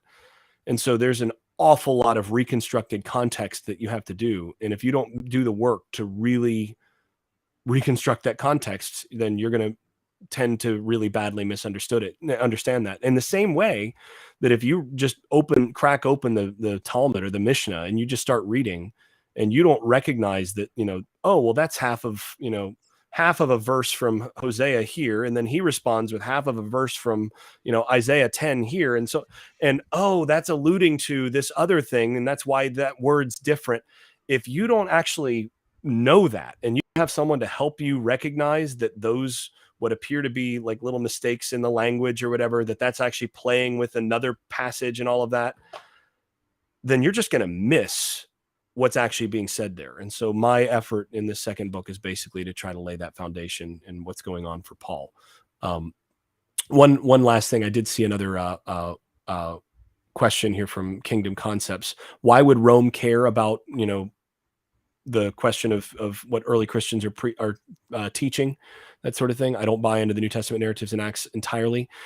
Rome cared quite a bit over about any potential revolutionary activity, and Rome was very live and let live right up until you start proclaiming someone as a ruler other than Caesar. anything that potentially threatens the tax base or potentially requires armed uh, uh, uh, any sort of armed interference, they're going to get their attention real quick. And so uh, you see why Rome was interested in these sorts of things and why the Jerusalem establishment is interested in quelling these sorts of things right away. 40 years later in 70, when Jerusalem in 66 to 70, Jerusalem ends up falling in other hands with revolutionaries who are trying to cast off the yoke of Rome, claiming that they are, initiating this new restored Israel. Well, that's a dangerous teaching. If you have people running around saying that Israel's being restored and that this person here who, Rome crucified as a political dissident happens to have really been the rightful king of Israel and in fact is going to come back and restore Israel as promised, and Israel's going to be on top of the world and not Rome. Yeah, you can see real quick how that would catch Rome's attention. And if you're part of the Jewish establishment that's like, that's really not what we want Rome to be focused on right here, you're going to try to address that within the community before it actually escapes and gets Rome's attention. So I think that's absolutely the sort of thing that would get Roman eyes, and that makes it something that would certainly have the interest of the Jerusalem authorities, who are just trying to maintain the status quo and keep the peace. And so, anybody who's out there potentially or proclaiming anything that looks even remotely revolutionary, they're interested in, trying to quell that before the Romans step in and potentially get rid of all of them. Because as soon as there's any revolution on the horizon, Rome is going to step in and they're going to remove all the people where that's happening on your watch. Obviously, you can't handle your people, so we're going to have to come in and do it for you, huh? Well, it's not going to go well for the people who are in charge. So those who are in charge have a vested interest in maintaining the status quo. Jamie, thanks again, Jamie, for the super chat. I believe we answered this question earlier, but I'm not sure, Jamie, if you were here. So, what might be the reasonable interpretation of the 144,000 from the 12 tribes in the Book of Revelation? I understood, Jason, to say that it's symbolic. It's not literal. Basically, saying that all of Israel will come in. All of Israel would basically, that 144,000 means all of Israel. Am I right in saying that, Jamie? Yeah, I think that's basically right. That Jason, you have 12 times 12 times 1,000, and these are round symbolic numbers that refer to the whole full restored complete group of Israel. And the fact that it is including tribes that have not been seen in hundreds of years in that list, I think helps further that particular thing. I've not, by the way, read. I see another question. I've not, by the way, read Caesar's Messiah. The idea that Rome made up a Messiah to quell the Yahudim, I find that incredibly implausible, and especially if you know anything about how Rome worked. That's the kind of conspiracy theory that requires a great deal more competence than I think was actually in play there. I tend to be I tend to take a pretty dim view of a lot of conspiracy theories, partly because I think most conspiracy theories require a lot more coordination and competence than most people, especially people in power, tend to have. Generally speaking, people in power are just trying to maintain their power, and they do so in pretty sloppy ways. And Rome, you look at the number of emperors that cycled through in the first century, and the small amount of time that they had to do this. I mean, who's actually doing this? It's just not plausible. It's tinfoil hat stuff or aluminum foil hat stuff.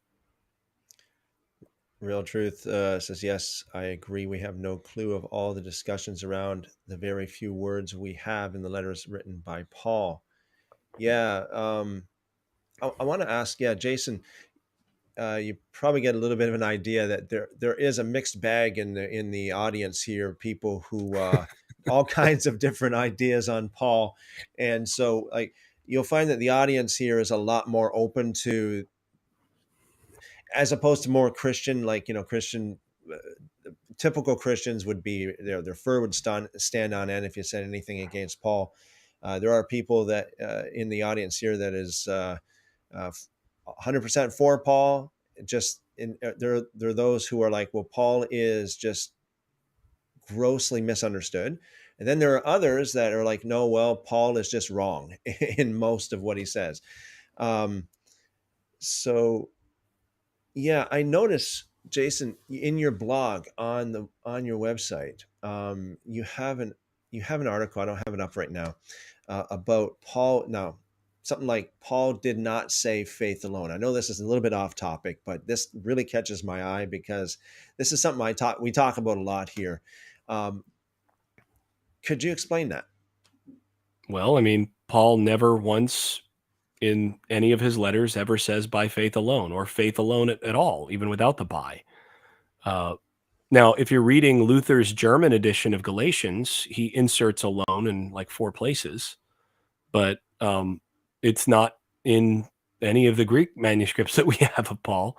Paul does not preach salvation by faith alone or justification by faith alone. He does not. The only place in the New Testament where the words by faith alone appear are in James 2:26, where they are preceded by the word not.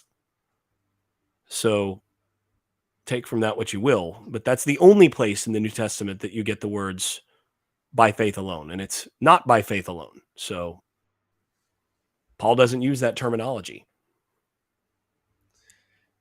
Personally, I find that a breath of fresh air, considering a lot of people.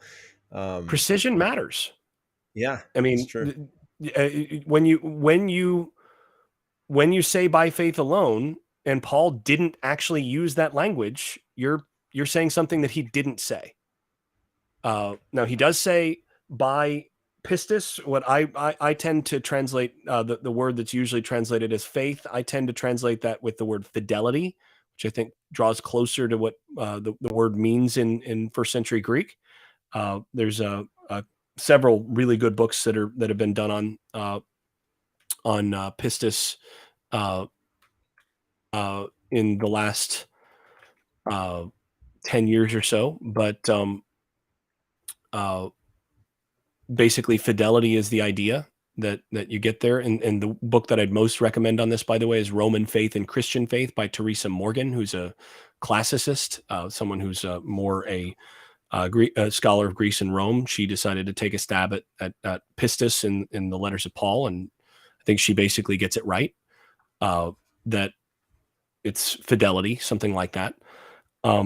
But anyway, for Paul, he does preach justification, that is being made into a person who does just things by fidelity rather than by works of law. But that is not the same thing as saying salvation by faith alone. Those are completely different concepts. And glossing the former with the latter, I think, has led to a great deal of misunderstanding.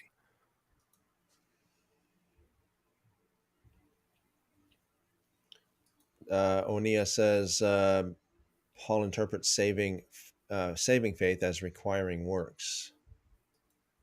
Well, I mean, the way I explain it to my students is, I'm married.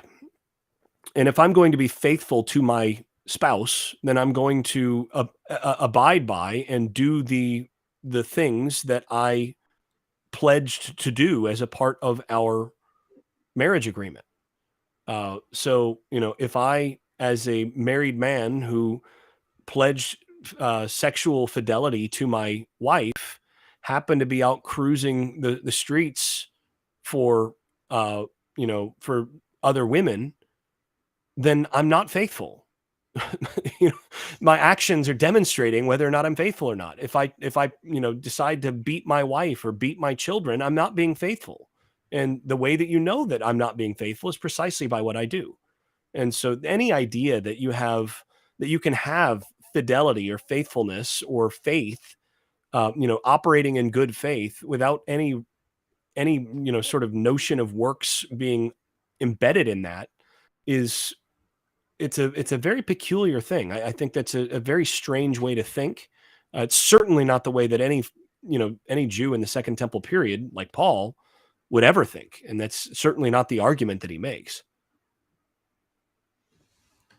In your opinion, Jason, how how accurate is Paul in his, like, does he say anything that you would consider to be not exactly right?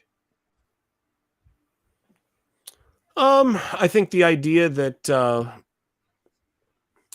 well, I mean, I think there are a number of things that you could highlight, but I think a couple of things that he says in 1 Corinthians 7 um, sort of fall in line here. That I'm a married man. I think I would tend to differ with Paul that remaining unmarried is superior, and he does suggest that marriage is kind of a concession.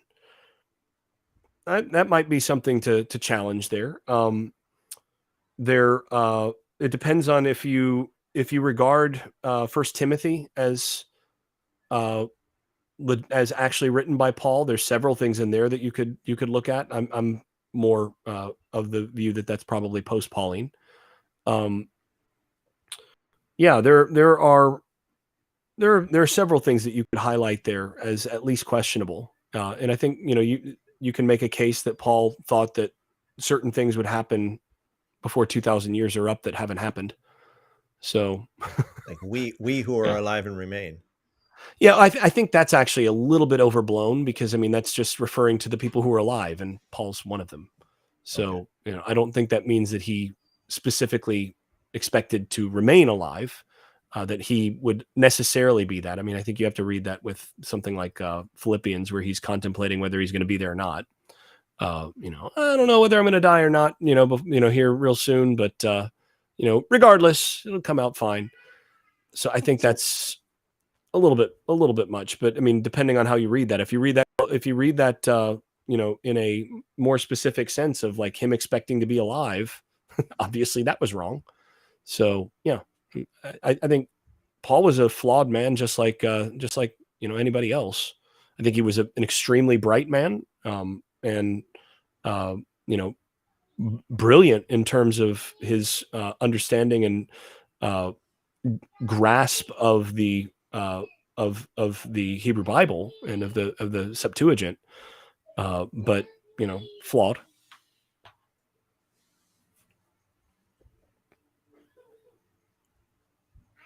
Yeah. Also, someone That, yeah, yeah.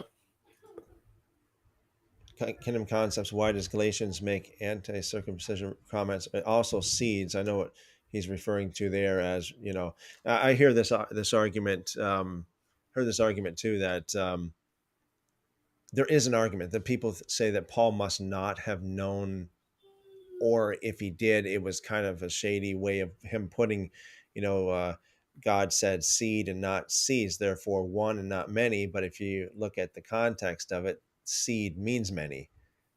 If you know what I mean, like Sarah. But it also means many for Paul. He's just making a point that the collective noun is collectively singular, which he then uses as a way to root that in the identity of Jesus as the seed through which the corporate group is inaugurated. So he uses that singular also to tie into the David prophecies and some of these other things. So that's just really, really elegant and careful exegesis that he's using to make a specific point. But I wouldn't make too much about that.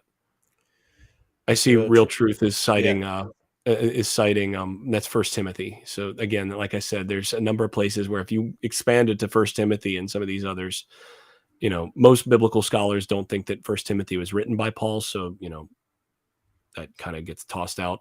That also doesn't really mean women are saved by having babies. That's not exactly what the passage means, but either way, that passage is a bit of a mess. And yeah, you can feel free to take issue with it all you want.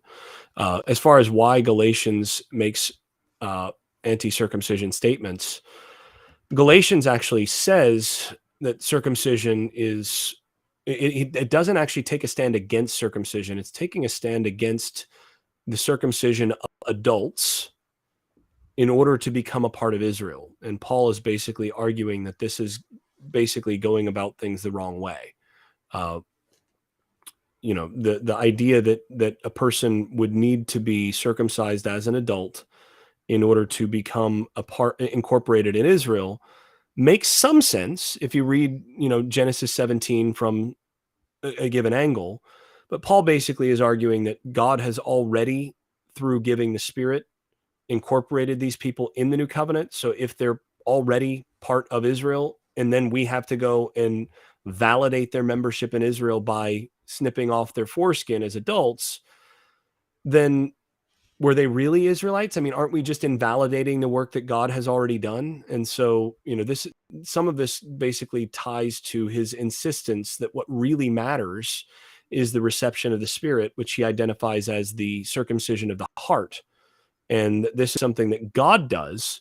And if God does this, and then this leads to the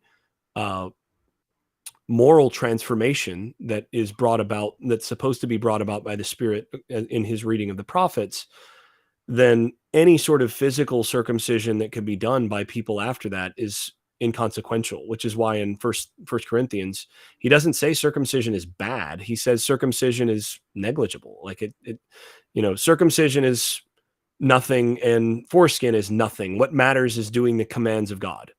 That's what he says, which is really interesting, because you could say, well, but circumcision is one of the commands. And I think Paul's answer would be, yeah, if you're 7 days old, that tomorrow is going to be circumcision day, right? Mhm. But Yeah. if you're an adult and you've already received the Spirit, it's adiaphora. It doesn't matter for you because you've already had the circumcision that counts. So I don't think Paul would have counseled his Jewish, and I don't think he did counsel his uh, uh, Jewish followers of Jesus to stop circumcising their 8-day-old boys. I think he would have said, yeah, keep going, keep doing that. That's a perfectly fine mitzvot, or perfectly fine mitzvah, do it, no big deal. But don't think that that's actually what cements membership in Israel, because membership in Israel happens through the Spirit that's been given through Jesus. So I think that's the point that Galatians is getting at. Here's a question. How long was it before, like, let's say from Acts chapter 2 until Paul came into the scene? How long? I think about 3 years. It's interesting because I've heard everything from like 1 year to like 15 years. Yeah, it definitely wasn't 15. We have a good sense of when. So Paul says that he was let down in a basket from he had to escape Damascus in a basket from the steward of Aretas, who was basically looking for him, to do ill toward him. And so he escaped Damascus at that point. Well, that's convenient because Aretas was only essentially in charge of Damascus in about 36, because that was Herod Antipas's territory. And Aretas happens to be the king of Nabatea, which is, in Arabia to the east of all of that. It's in the Transjordan, and that's an area that Rome did not really control. And Herod Antipas had kind of ticked off the king of Nabatea by divorcing his wife. And this is the whole Herodias affair, and it led to some issues in the mid 30s. So if that's happening, that had to have been around 36. So depending on when you put the death of Jesus, I would put the death of Jesus around 30. So that means, Paul says that happened about 3 years after his conversion, or after his call, whatever you want to call it, after he began to preach Jesus. So that would mean that he would have begun preaching Jesus in like 33-ish. So I think that gives us a decent area for when he would have started along. So 36 is 3 years in on his reckoning. So it would have been about 3 years from the time, let's say Acts chapter 2, just like Acts chapter 2, 3 years until he started preaching. Because I understand that like he spent 3 years in, like, was it? He spent 3 years sort of back and forth between Damascus, and he says he went to Arabia, and it seems he made some trouble there. Enough trouble that when Nabatea takes control of Damascus, where Paul is 3 years later, that he has to escape. So whatever he did in Arabia made enough trouble for the Nabateans that they did not overlook the fact that he was in the city that they were in control of at that time. So he's probably preaching, probably doing something irritating enough. And from what I can tell from Paul, he was not someone who typically had a habit of living anywhere quietly. So he's not a guy that would have been easy to live with. Yeah, I think those 3 years I think he starts preaching and teaching pretty much immediately, and does most of it in Nabatea or Arabia in those first 3 years. So the New Testament church per se did not have Paul for 3 years. Yeah, I'd say that's about right. So his road to Damascus experience was 3 years after. I would say that's probably in the right ballpark. Okay. What about his writings? The dating on his writings. I'm a little bit agnostic on that. I think there's a probably the most interesting piece of scholarship on this in terms of the dating of Paul's writings that's been done in the last couple decades would be Douglas Campbell's book on that. And I think Douglas is mostly right to push some of that earlier. So I think Romans, for example, is probably written in the early 50s, the very early 50s, 51 area. Galatians probably a few months before Romans. I think most of what we have from Paul is actually from that area where he's basically taking up a collection in exchange for his churches being able to keep their foreskins. So he's basically taking a collection back to Rome in a sort of bucks for schmucks kind of arrangement.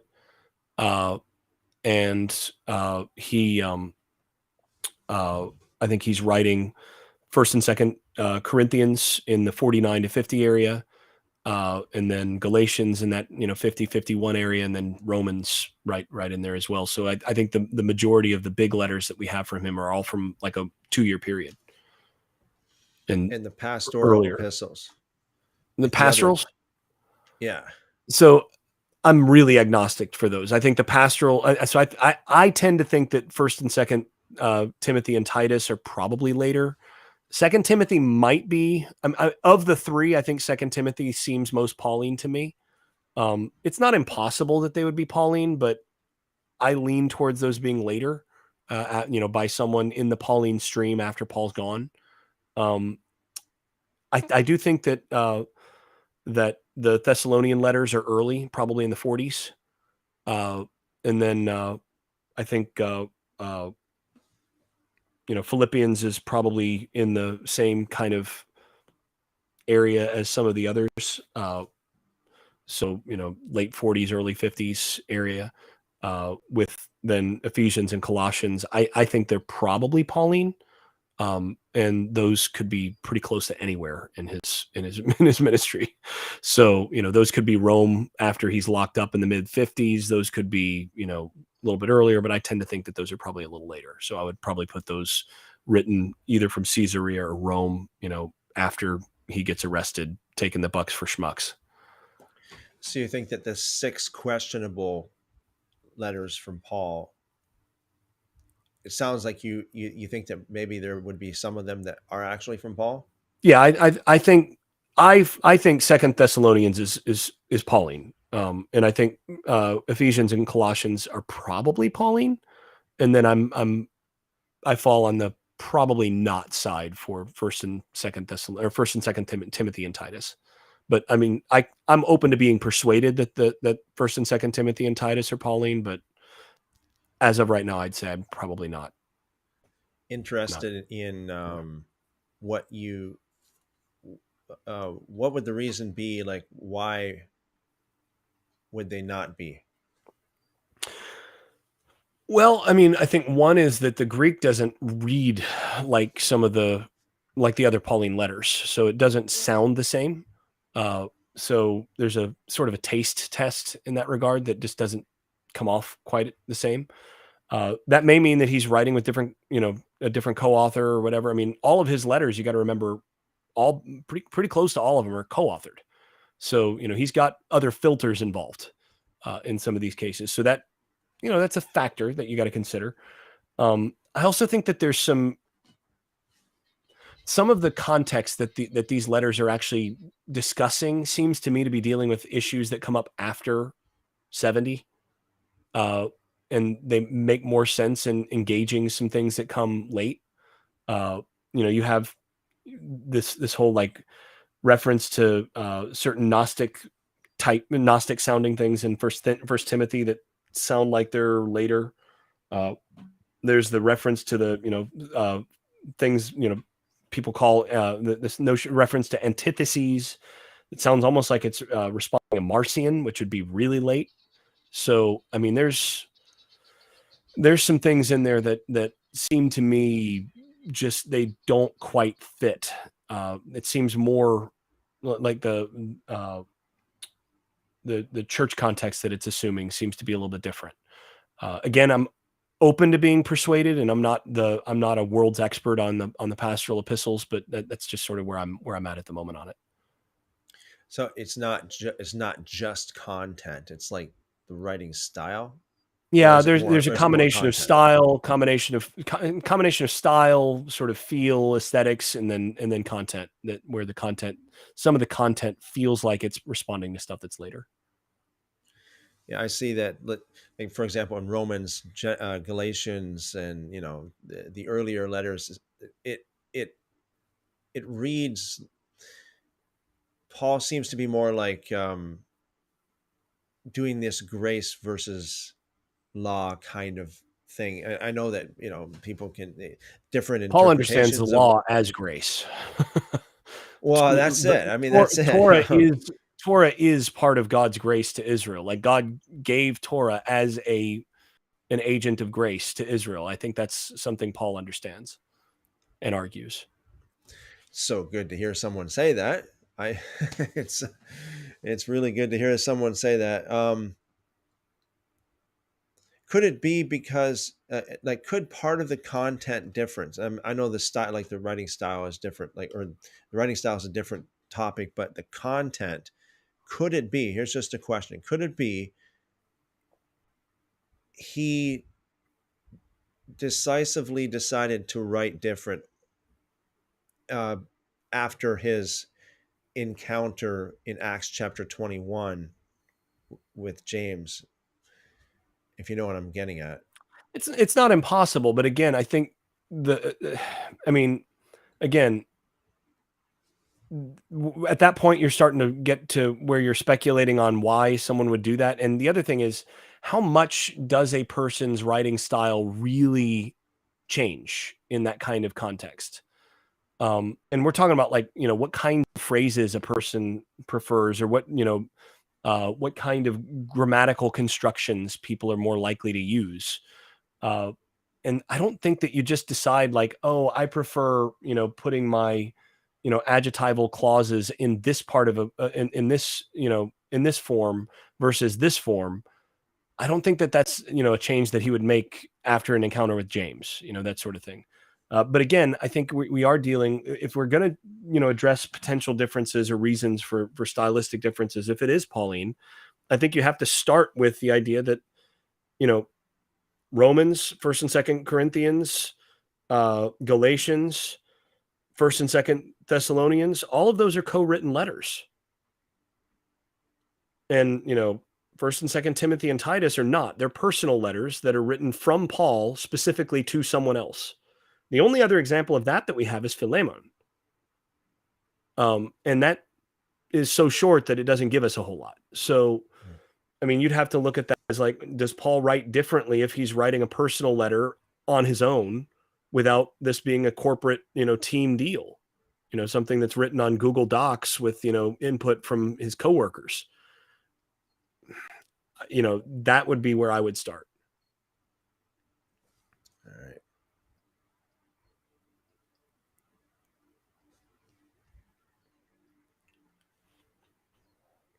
Trying to pick up here. Real Truth says, very good answer on circumcision. Koinonia. Okay.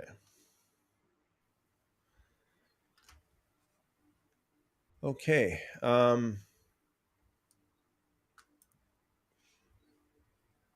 Okay, then. So I want to encourage everyone to go out and buy this book, The Idea of Israel in Second Temple Judaism. So, yes. And where's the best way they can get this book, Jason? It really depends on people's preferences. I mean, you've got what is it? I mean, Amazon is an obvious place. You can go through Cambridge University Press directly.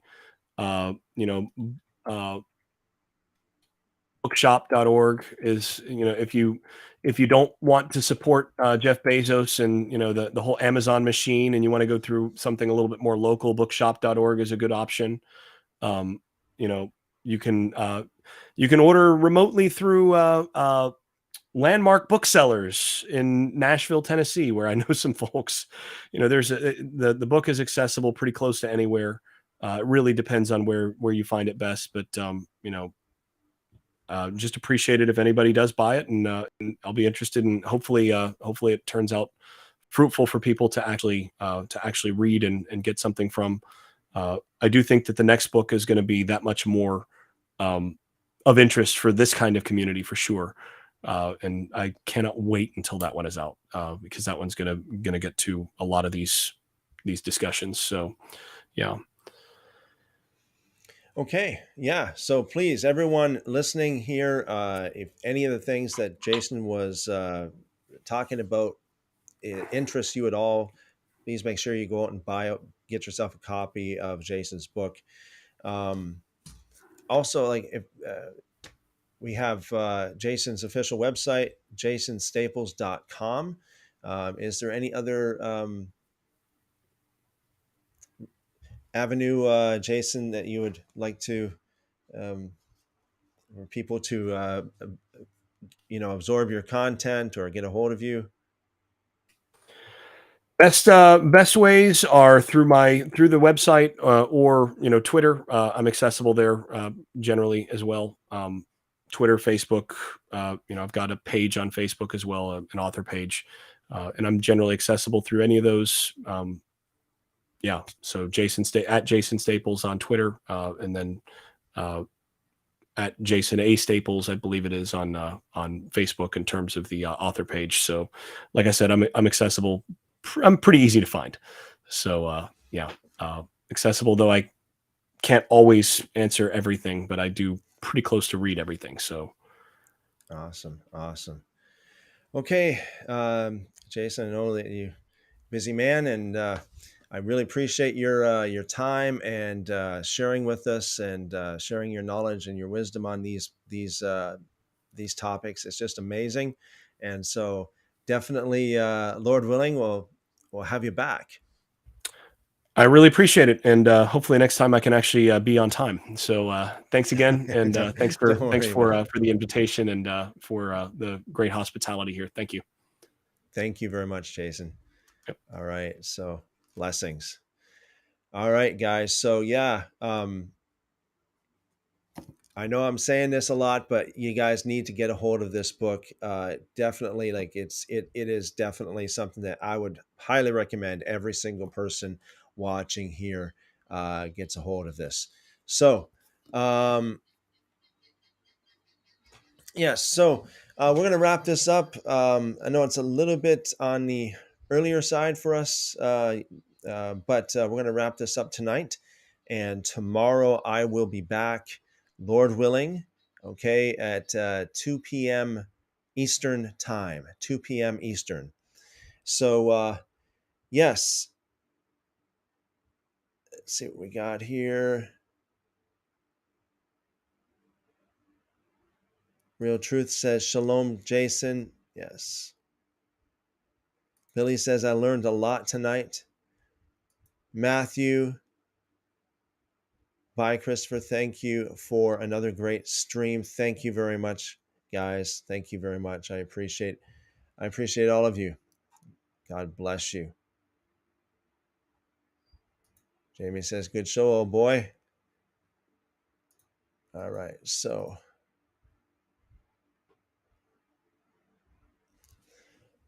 all right. Yes.